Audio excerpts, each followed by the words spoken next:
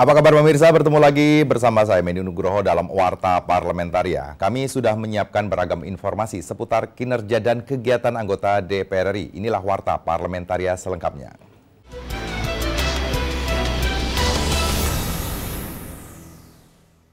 Komisi 10 DPR RI mendorong pemerintah pusat bersama pemerintah daerah di Jawa Barat meningkatkan pembangunan infrastruktur pendukung untuk mengembangkan wisata lokal di Kecamatan Muara Gembong, Bekasi, Jawa Barat.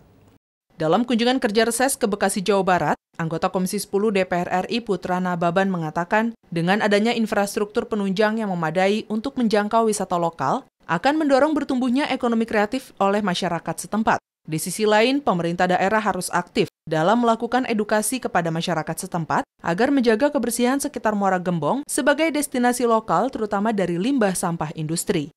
Kita harus bicara pariwisata di masa pandemi ini, di mana pariwisata di masa pandemi ini lebih mengedepankan pariwisata outdoor. Nah, ini kan bisa membantu kan, sangat membantu dan mengarahkan wisatawan Nusantara untuk bisa melihat keunikan-keunikan pariwisata yang ada di Kecamatan Gembong ini. Ketua Komisi 10 DPR RI Syaiful Huda mengatakan, perlu adanya koordinasi pemerintah daerah dengan pemerintah pusat dalam pengembangan wisata lokal, termasuk untuk menumbuhkan dan mengembangkan ekonomi kreatif di wilayah destinasi seperti Muara Gembong. Berkembangnya wisata lokal dan ekonomi kreatifnya akan berpengaruh positif terhadap perekonomian masyarakat lokal. Ekosistem pariwisata harus dibangun juga mulai dari SDM-nya, masyarakat peduli terhadap wisatanya, itu lebih penting. Gitu. Jadi membangun ekosistem saya kira nanti teman-teman Kemenparekraf harus turun tangan langsung dengan Dinas Pariwisata di Kabupaten Bekasi ini. Dari Jawa Barat, Rizky Kurniawan, TVR Parlemen melaporkan. Komisi 4 DPR mendorong revisi Undang-Undang Perlindungan dan Pengelolaan Lingkungan Hidup untuk mencegah pencemaran dan kerusakan ekosistem alam. Ditemui usai rapat dengar pendapat dengan perusahaan importir sampah baru-baru ini di Gedung DPR RI Jakarta, anggota Komisi 4 DPR RI Andi Akmal Pasludin mengatakan pencemaran lingkungan yang disebabkan oleh sampah ilegal dari aktivitas perusahaan importir harus mampu diantisipasi oleh pemerintah dengan memperbaiki regulasi dan meningkatkan pengawasan izin usaha ekspor dan impor plastik. Pemerintah kedepannya dapat memperbaiki manajemen pengelolaan dan sistem pengangkutan sampah agar mampu menjaga kesehatan masyarakat. Sampah ini harus reimpor lagi, harus dikirim keluar oleh perusahaan ini. Terserah siapa negara yang mau terima gitu dengan kondisi begini kan. Jadi memang harus kami tentu di Komisi 4 ini memastikan regulasi Undang-Undang Lingkungan Hidup itu, kemudian juga aturan-aturan yang ada dan pengawasan. Ya kan, dari Dirjen Lingkungan ya. Sementara itu, anggota Komisi 4 DPR RI Halid mengatakan, pengusaha importir bahan plastik harus mengutamakan kepentingan publik dengan tidak melakukan kecurangan dan pelanggaran yang merusak lingkungan hidup dan kehidupan sosial masyarakat. Pengusaha anak bangsa Indonesia juga harus menyadari jangan kita memanfaatkan celah itu. Jangan kita memanfaatkan ruang itu untuk kepentingan-kepentingan yang kecil tapi merusak lingkungan kita. Ada sanksi kita berikan, malah ada perusahaan itu yang mengimpor tanpa ada izin, ini lagi lakukan penegakan hukum. Maka kami Dewan tidak mau mengintervensi. Ajib Caniago dan Arif TVR Parlemen melaporkan. Komisi 2 DPR RI meminta pemerintah pusat benar-benar memperhatikan kendala dan kebutuhan daerah yang akan menggelar Pilkada serentak 2020 namun tidak mampu memenuhi kebutuhan protokol kesehatan dalam penyelenggaraan Pilkada serentak. Demi saat kunjungan kerja reses ke Banten, Wakil Ketua Komisi 2 DPR RI Arwani Tomafi mengatakan, penerapan protokol kesehatan dalam penyelenggaraan Pilkada serentak 2020 harus dijamin. Untuk itu, fungsi pembinaan dan pengawasan oleh Kemendagri terhadap Pemda, terutama penerapan protokol kesehatan, harus betul-betul dimaksimalkan. Bukan hanya hajatan daerah saja dalam masa pandemi, tetapi juga hajatan kita semua, hajatan nasional. Oleh karena itu, pemerintah pusat tidak boleh lepas tangan ya terhadap daerah-daerah yang memang dirasa tidak mampu di dalam memenuhi anggaran penerapan protokol kesehatan, harus ada langkah cepat. Pada kesempatan yang sama, Wakil Ketua Komisi 2 DPR RI Arwani Tomafi juga mengingatkan netralitas aparatur sipil negara atau ASN dalam Pilkada serentak 2020. Peserta pilkada dari petahana atau incumbent atau keluarga incumbent dihimbau tidak menekan ASN di daerahnya, serta tidak menyalahgunakan fasilitas negara dan program bantuan sosial untuk kepentingan kampanye. Sekda sebagai komandan ya ASN di daerah, termasuk juga kita minta kepada pemerintah pusat untuk terus melakukan pembinaan, pengawasan, lalu juga KASN akan terus mengawasi ya. Dari Provinsi Banten, Nuki Tampu Bolon, TVR Parlemen melaporkan.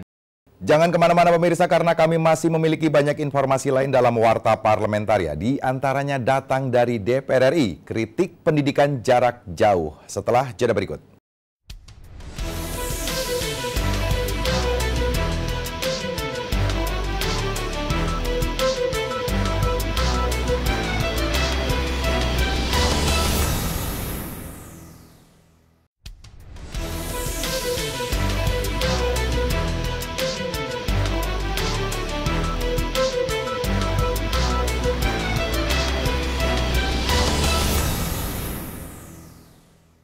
Wakil Ketua DPR RI Muhaimin Iskandar mengkritisi kebijakan Menteri Pendidikan dan Kebudayaan dalam penyelenggaraan pendidikan jarak jauh di masa pandemi COVID-19. Ditemui usai pertemuan dengan Duta Besar Uzbekistan di Gedung Nusantara 3 DPR RI Senayan, Jakarta, Wakil Ketua DPR RI Muhaimin Iskandar menilai pendidikan jarak jauh yang diberlakukan di berbagai tingkatan tidak efektif. Menurutnya, pendidikan jarak jauh hanya efektif untuk siswa yang berasal dari ekonomi menengah ke atas, sehingga lost generation menjadi ancaman besar bagi bangsa Indonesia jika pemerintah tidak memiliki solusi yang baik untuk menyelamatkan dunia pendidikan. Menyelesaikan, mengantisipasi pendidikan kita di desa maupun di kota-kota menyangkut pendidikan jarak jauh akibat pandemi sangat tidak efektif. Pendidikan melalui jarak jauh ini tidak efektif bagi kalangan ekonomi menengah ke bawah, menengah ke atas efektif. Muhaimin juga mendorong pemerintah dapat melibatkan organisasi masyarakat untuk terjun secara langsung dalam memberikan pendidikan yang baik dan efektif dengan standar protokol kesehatan yang layak. Menurutnya, pendidikan di masa pandemi juga dapat melibatkan tempat ibadah agar kualitas pendidikan masyarakat di era pandemi tetap terjaga dengan baik. Menteri Pendidikan ajak Muhammadiyah, ajak NU bikin gerakan pendidikan alternatif di desa-desa. Bikin alternatif, membuka dengan standar protokol yang efektif, atau gunakan televisi, bukan TVRI ya, gunakan TVRI secara lebih maksimal lagi. Panji dan Dwi, TVR Parlemen, melaporkan. Anggota Komisi 9 DPR menilai sektor UMKM di Sumba Barat Daya NTT berpotensi sangat besar namun belum dikelola secara maksimal. Ditemui di Desa Tenun, Sumba Barat Daya, NTT, anggota Komisi 9 DPR RI Ratu Wulatalu menyampaikan industri tenun di Sumba Barat Daya berpotensi besar, namun belum dikelola dengan baik. Untuk itu Ratu Wula membuat program One Village, One Product. Ratu Wula mengatakan ia akan mengusahakan kolaborasi antara pemerintah pusat dan daerah untuk pengembangan sumber daya manusia di Sumba Barat. Orang Sumba memang penenun. Nah, ini menjadi potensi-potensi yang ada yang memang bisa dikembangkan, Mbak. Untuk perkembangan UMKM sudah semakin meningkat karena sejak 5 tahun yang lalu saya tuh punya sebuah jargon yaitu one village, one product. Tokoh masyarakat Sumba Barat Daya, Markus Dairo Talu mengatakan saat ini pengelolaan UMKM sudah membaik, namun masih banyak kendala teknis yang dihadapi masyarakat, seperti aliran listrik yang belum merata. Duduk di pasar dari pagi sampai sore belum tentu laku. Nah, setelah ibu kondir, maka begitu selesai tenun, ibu kumpulkan, beli, langsung per cash, ibu cari pasaran di Jakarta. Ketua kelompok tenun Mama Mento mengatakan kelompok tenun Sumba sangat terbantu oleh peran Ratu Wulatalu yang memfasilitasi para penenun dalam mencari pasar tenun, sehingga para penenun tidak lagi kesulitan memasarkan hasil tenunannya. Mama Ratu bantu alat tenun, bantu benang, bantu rumah kelompok, bantu ini fiber. Tim Liputan TVR Parlemen melaporkan. Komisi 11 DPR RI berkomitmen mengadvokasi masalah yang dialami AJB Bumi Putra. Wakil Ketua Komisi 11 DPR RI Fatan menilai masalah yang dialami AJB Bumi Putra harus segera ditindaklanjuti karena berdampak pada nasib sekitar 4 juta nasabah dan karyawan AJB Bumi Putra. Untuk itu, Komisi 11 DPR RI akan segera memanggil OJK dan pihak terkait lainnya agar segera didapat kejelasan hukum. OJK didesak untuk lebih serius dan konsisten dalam menyelesaikan permasalahan tersebut. Serikat Pekerja hari ini menggedor pemerintah, menggedor OJK supaya tidak terkatung-katung, apalagi juga ada kasus-kasus lain seperti Wana Arta, kemudian Jiwasraya, kemudian Minapadi juga. Ini menjadi catatan kita, Komisi 11 akan meminta OJK bekerja secara serius dan konsisten dalam penyelesaian ini. Sementara itu, Ketua Serikat Pekerja AJB Bumi Putra Rizky Yuda Pratama mengeluhkan pekerja-pekerja AJB Bumi Putra yang menerima ancaman dari sejumlah nasabah terkait lambatnya pembayaran klaim. Selain itu, sudah lebih dari 2 tahun nasabah AJB Bumi Putra tidak mendapatkan kepastian. Kami bangga sekali hari ini diterima, kemudian beliau-beliau ini menyampaikan keberpihakan ke kami sangat sukacita sekali, senang sekali kami. Karena selama ini kami, ya serikat pekerja kan ya seperti ini aja lah kondisinya begitu ya. Kami bukan siapa-siapa katakanlah, tapi hari ini kami senang sekali diapresiasi oleh Bapak Ibu yang terhormat di anggota Dewan begitu. Septia dan Ridwan, TVR Parlemen, melaporkan. Pemirsa, kami masih memiliki banyak informasi lain dalam Warta Parlamentaria. Tetaplah bersama kami.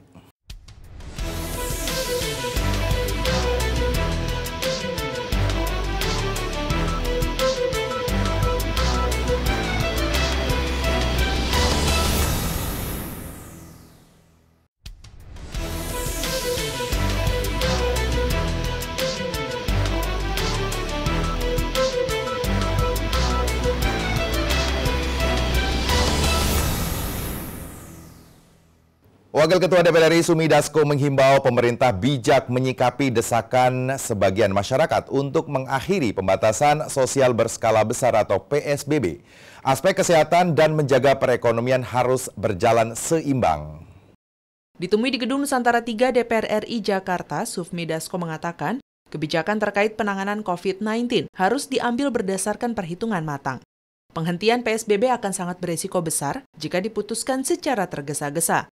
Apalagi angka penyebaran COVID-19 di Indonesia terus bertambah dan semakin meluas di masa transisi new normal. Kondisi perekonomian Indonesia memang sangat terdampak akibat pandemi COVID-19, tapi tetap harus dengan kehati-hatian. Justru kurvanya naik di Indonesia, beberapa daerah yang tadinya tidak merah menjadi merah. Kita juga memahami bahwa kondisi masyarakat, kondisi ekonomi kita terganggu karena pandemi ini.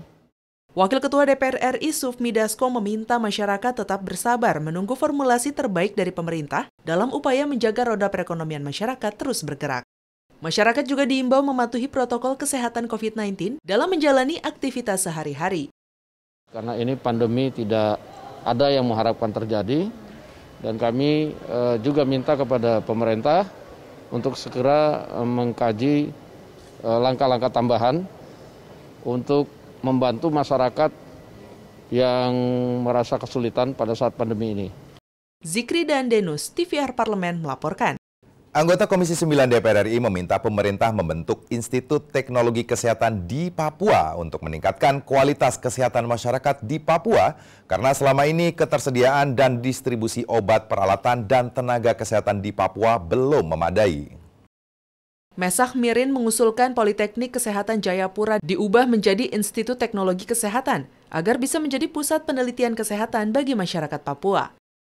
Mewujudkan pengembangan sumber daya manusia yang sedang dilakukan dalam hal ini master plan dan lain sebagainya, tempatnya sudah ada bersama dengan pemerintah provinsi untuk memberi tanah hibah. Direktur Politeknik Kesehatan Kemenkes Jayapura Arwan Hermanus mengakui Institut Teknologi Kesehatan Papua bisa menjadi solusi untuk menghasilkan SDM kesehatan yang berkualitas di Papua. Mencetak SDM Papua jadi SDM yang unggul seperti itu. Oleh karena itu saya harapkan bahwa salah satu untuk mencapai itu adalah dengan membangun satu institusi teknologi kesehatan. Jadi Poltekkes ini kita transformasi menjadi institusi teknologi kesehatan, sehingga menjadi tempat pendidikan orang-orang Papua untuk di bidang kesehatan. Sementara itu, Kepala Badan PPSDM Kemenkes Abdul Qadir menilai pembentukan Institut Teknologi Kesehatan di Papua menjadi peluang dan tantangan dalam peningkatan layanan dan tenaga kesehatan di Papua. praktek kita adalah pendidikan ke depan vokasi. Itu lebih ke arah skill, keterampilan. Jadi 70% praktek, 30% teori. Oleh sebab itu saya kira saya menyetujui apa yang sebenarnya diungkapkan oleh Kabadan untuk itu. Andri, TVR Parlemen melaporkan. Sekjen DPR RI menerapkan protokol kesehatan COVID-19 dalam merayakan Idul Adha 1441 Hijriah, baik dalam pelaksanaan sholat Id maupun pemotongan atau penyembelihan hewan kurban di kawasan parlemen. Di gedung DPR RI Jakarta, Sekretaris Jenderal DPR Indra Iskandar memastikan penerapan protokol kesehatan sepenuhnya dalam penyembelihan hewan kurban, baik menjaga jarak, pemakaian masker dan sarung tangan, bahkan mendatangkan tenaga profesional untuk menyembelih hewan kurban. Kurban dari DPR RI diharapkan terasa bagi masyarakat sekitar kompleks parlemen yang terdampak pandemi COVID-19. Tim yang benar-benar mekanismenya kemarin sudah melakukan assessment, misalnya penggunaan sarung tangan, penggunaan masker, kemudian jarak di antara nanti pada saat pemilah-milahan. Jadi sangat berbeda dengan tahun lalu ya. Sebelumnya, usai sholat Idul Adha 1441 Hijriah di Masjid Baitur Rahman, Sekretaris Jenderal DPR RI Indra Iskandar mengatakan pelaksanaan sholat Id di kompleks parlemen dalam rangka memfasilitasi keinginan para pegawai dengan menerapkan protokol kesehatan. Salah satunya pemeriksaan suhu tubuh jamaah yang ingin mengikuti sholat Id. Menyangkut jaga jarak, lamanya khotib, kemudian di luar semua wajib membersihkan tangan gitu ya. Dan juga semua jemaah diwajibkan membawa sejadah masing-masing gitu ya. Tim Liputan TVR Parlemen melaporkan. Demikianlah beragam informasi seputar aktivitas DPR RI yang sudah kami susun dalam Warta Parlamentaria. Saya Medi Nugroho beserta kerabat kerja yang bertugas undur diri. Terima kasih atas perhatian Anda. Sampai jumpa.